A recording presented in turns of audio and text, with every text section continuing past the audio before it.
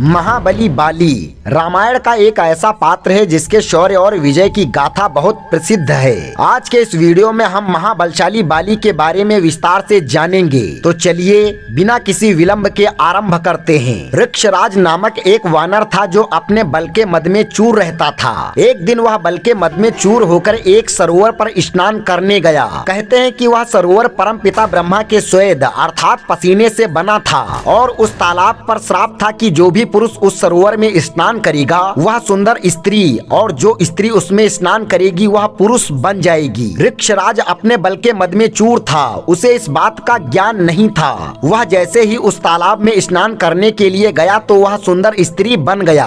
अपने घर को जाते हुए उसे मार्ग में देवराज इंद्र मिल गए। इंद्र जो इस बात से अज्ञात थे कि वो स्त्री नहीं अपितु एक पुरुष है। इंद्र उसके सौंदर्य पर मोहित हो गए और उनके मन में काम भाव जाग गया। उन्होंने स्त्री रूप वृक्षराज के साथ संभोग किया और कालांतर में वृक्षराज ने एक बालक को जन्म दिया जिसके सुंदर केस अर्थात बाल होने के कारण उसका नाम बाली रखा गया। वृक्षराज के उस सुंदर स्त्री रूप को देखकर भगवान सूर्य भी उस पर मोहित हो गए। सूर्य देव ने भी वृक्षराज के साथ संभोग किया और कालांतर में वृक्षराज ने सुंदर ग्रीवा अर्थात सुंदर गर्दन वाले बालक को जन्म दिया जिसका नाम सुग्रीव रखा गया। एक कथा के अनुसार समुद्र मंथन के दौरान 14 मणियों में से एक अप्सराएं थीं। उन्हीं अप्सराओं में से एक थी तारा। बाली और सुषेण दोनों मंथन में देवतागण की मदद कर रहे थे। जब उन्होंने तारा को देखा तो दोनों में उसे पत्नी बनाने की होड़ लग गई। बाली तारा के दाहिने तरफ तथा सुषेण बाईं तरफ खड़े हो गए। यह देखकर भगवान विष्णु ने फैसला सुनाया कि विवाह के समय कन्या के दाहिने तरफ उसका होने वाला पति तथा बाईं तरफ कन्यादान करने वाला पिता होता है।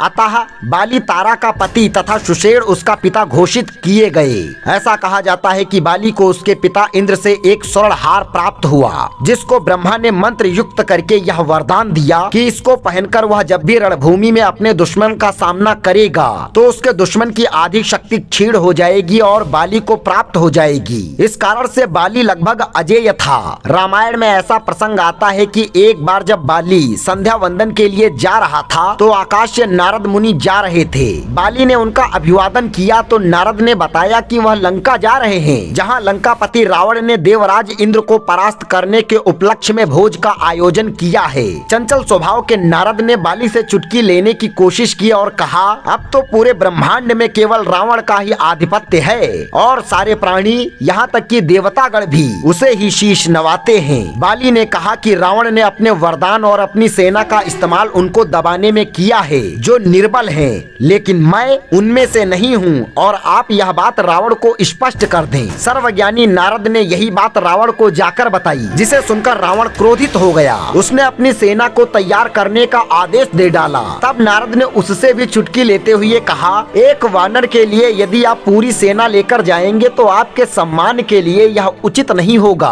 रावण तुरंत मान गया और अपने पुष्पक विमान में बैठकर बाली के पास पहुंच गया। बाली उस समय संध्या वंदन कर रहा था। बाली की स्वर्णमयी कांति देखकर रावण घबरा गया। बाली अपनी पूजा अर्चना में तल्लीन था मगर फिर भी उसने उसे अपनी पूंछ में पकड़कर और उसका सिर अपनी बगल में दबाकर पूरे विश्व में घुमाया। उसने ऐसा इसलिए किया कि संपूर्ण विश्व के प्राणी रावण को इस असहाय अवस्था में देखें और उनके मन से उसका भय निकल जाए। इसके पश्चात रावण ने अपनी पराजय स्वीकार की और बाली की ओर मैत्री का हाथ बढ़ाया जिसे बाली ने स्वीकार कर लिया।